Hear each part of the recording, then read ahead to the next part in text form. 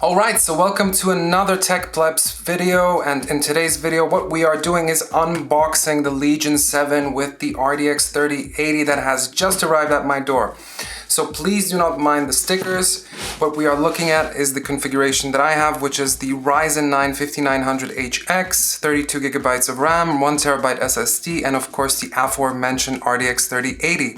So let's get right into that, but before we start I need to ask you to please hit subscribe, like, and all of that. We need to keep the algorithmic gods happy and pleased with our submissions. So as always, what we're gonna use is my trusty unboxing knife, and let's take a gander. Let's take a look at the accessories. As always, you get the power cable, the charger. Now the charger, frankly speaking, that's a pity because it's 300 watts. I'm not exactly sure how real life consumption will look like, but the charger is a big one. So I'll just grab my MacBook Pro charger, which is 100 watts, which, you know, from a size comparison perspective is far smaller and of course lighter. So if I just grab the scale, so the MacBook Pro charger, 306 grams, whereas the 300 watt Lenovo charger, 720 grams. Okay, now back to the laptop. I can already notice that the box is slightly different, which of course is good. So let's try to pull it out without me breaking it. Okay, so onto the box itself. Quite a standard, you can even see the camera reflecting, but nevertheless quite a standard nice box.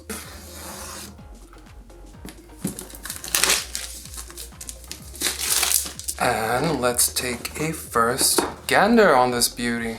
So, I have to say, it's stylish, savage Legion. Okay, I have to say that's kind of cool. So you do receive a nice, I would say, quick start and guide, which also shows you how to use the function key shortcuts. A nice touch. Now, I'm not sure that anyone has seen the older sort of yoga style laptops. When you took them out of the box, it would raise the laptop. So here you do have to take it out by sort of adjusting the box. So let's first take a look. What do we receive here? Ooh, a subcompartment of a compartment. You get a sticker, amazing, and a white sticker, even more amazing. So I guess that's that. Some brochures. And a letter. Ooh, I have to hide this. Maybe there's a promo code. Wow, a blue envelope. So ominous. Lenovo Legion represents an unbridled passion to journey where other gaming brands fear to tread by pioneering expertly crafted gaming machines that combine battle-ready, high-performance hardware, modern and premium design with seamless user experience. Well, let's see about that. So, now with the piece de résistance. Okay. And there you have it. The Legion 7. Okay, so let's do a brief rundown. Ports-wise, you have your E-shutter, your camera button, your USB-C with display port. On the other side, again, 3.5mm jack, USB port with display port. And on the rear, I wasn't aware actually that you have another USB Type-C display port, 2 USB-A's, of course 3.2 in this case, an Ethernet jack, HDMI, another USB, and of course your power adapter port. So build-wise, compared to the 5 Pro, you can definitely feel that, okay, it's made out of metal far more. I guess these edges are still plastic, so they're extrusions. So of course that would be very complex to manufacture out of a single piece of aluminum, which I guess is fine. Of course, it would be best if it would be all metal. This rear plate, I have to put it against my face, honestly. This rear plate also seems to be metal, I guess. The rear is plastic, which is fine.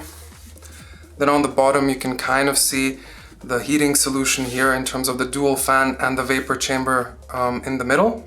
And I would say the cool feature with the Legion 7 as opposed to the Legion 5 Pro is that this actually does open a full 180 degrees, which is advertised to be possible on the Legion 5 Pro as well, but it is not. Sort of first reaction to the keyboard, it feels slightly better than the 5 Pro. And the stiffness of the deck is also firmer than on the 5 Pro. But before we boot it up for the first time, what I want to do is install my Star Wars themed SSD right here. And that will also sort of give me a first indication in terms of build quality and heating solution, or cooling solution for that matter. Okay, so we can start. It's quite nice that Lenovo uses standard Phillips head screws as opposed to Torx. Okay, so what you want to do is you want to take a pick after the screws have been removed and you want to run it along the bottom edge as such. And I'm just using a standard metallic steel gray pick as with the Lenovo. And so then basically the case itself is released. And so now you see that basically the front half of the device is successfully released from the bottom. Now, this is where even a MacBook Pro 16 is easier to disassemble in many ways, because then what you want to do is you want to flip it on the side as such and run a pick inside basically this plastic part, and you want to gently pry it off. Now, of course, you need to be careful here that nothing breaks, obviously. So I can feel that this side has been removed correctly. And you want to repeat the process on the other side as well. And similarly, you want to use that pick or any other slim poking tool that you might have at your disposal to pry it open, and then again, gently apply pressure. You want to be very careful here because this would be very easy to break and damage. Okay, so now as the case has been removed or unclipped, so to speak, you may then proceed to gently try to lift it up. And I still feel some, let's call it pressure. Alright, so after doing some research, I found out that the top cover, it's attached as well in the middle. So what you do is when you pry it off, you have to use substantial force. I mean, of course, do it delicately as to not damage the bottom casing in general. So I do have to say that this is one of the worst designs when it comes to the bottom cover. I mean, they could have just as easily simply had the screws as they have it here, and this side piece and rear piece could have been detached or cut off so that only the middle part sort of raises, because for me personally, there is no benefit in having access to the rear I/O or to the fans from this side except potentially for cleaning, but still this basically negates that whole aspect, as to I'm going to be incredibly worried to basically take off the bottom cover to clean the dust from the fans. Okay, so now we can talk about a bit in terms of the layout. What we have is 2 fans, as mentioned, the vapor chamber and 2 SSD slots, RAM slots, and the battery connector. Now we can proceed with detaching the battery connector, which is quite an easy procedure. Obviously you want to do that as to not short anything out when you'll be attaching or mounting the SSD. So now let's take a look at the SSD bracket. Important note while I unscrew the SSD bracket, on my friend's Legion 5 Pro recently I was doing the same thing. Now I detached the power cable and then I reassembled the whole device without reattaching the power cable, so I was left with basically doing the same procedure twice. So I was absolutely angry. So the point is, make sure that you reattach the power cable, and I hope that I don't forget to do that myself today. And one more, so there's 3 Phillips screws.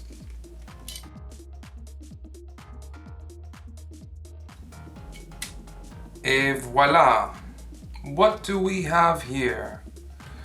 So, nice addition is that there's already a thermal pad applied. We already do have a mounted screw for the M.2 drive. And again, this can accept both the smaller and larger variants of the M.2 drives, SSDs. I would however recommend to use larger ones. Obviously the smaller ones, I don't see really the point unless you have one from a build or something like that.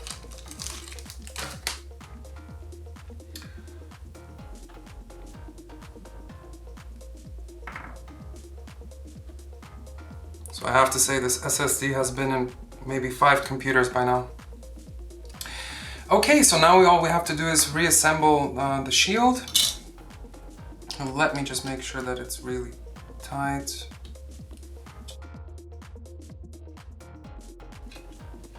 Luckily there is a small notch so you know when you're exactly in the correct position.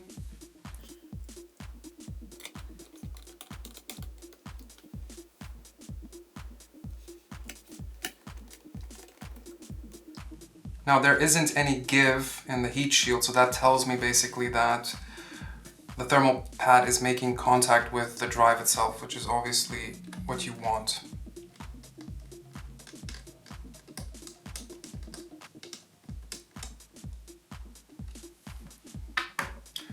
Now let's proceed by reconnecting the battery.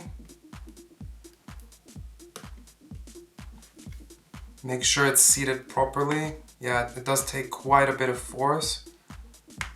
So we're good.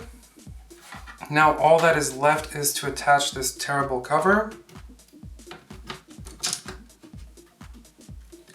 Do a visual inspection to ensure that you're correctly seating the whole monstrosity. And then slowly start from the back, I would recommend, and then apply even amounts of pressure across the chassis to ensure a good contact. Again, speed here is not the primary factor that you should be concerned about, but rather the correct application of force, because even in reassembly, you could run into some issues. Okay then, so let's do a quick check. Let's check the sides. Do we have a good flush connection? Maybe not connection necessarily. All right, seems perfect. So now we can just reassemble the screws. Okay, so now we can proceed with the final tightening, what I always do prior to that. So the screws are basically in their silos, or in their wells, so to speak. So now it's one final inspection to ensure that the chassis is well connected. It is. And now we can proceed again in the star-shaped pattern, meaning I will tighten one screw, then another one on the opposite side.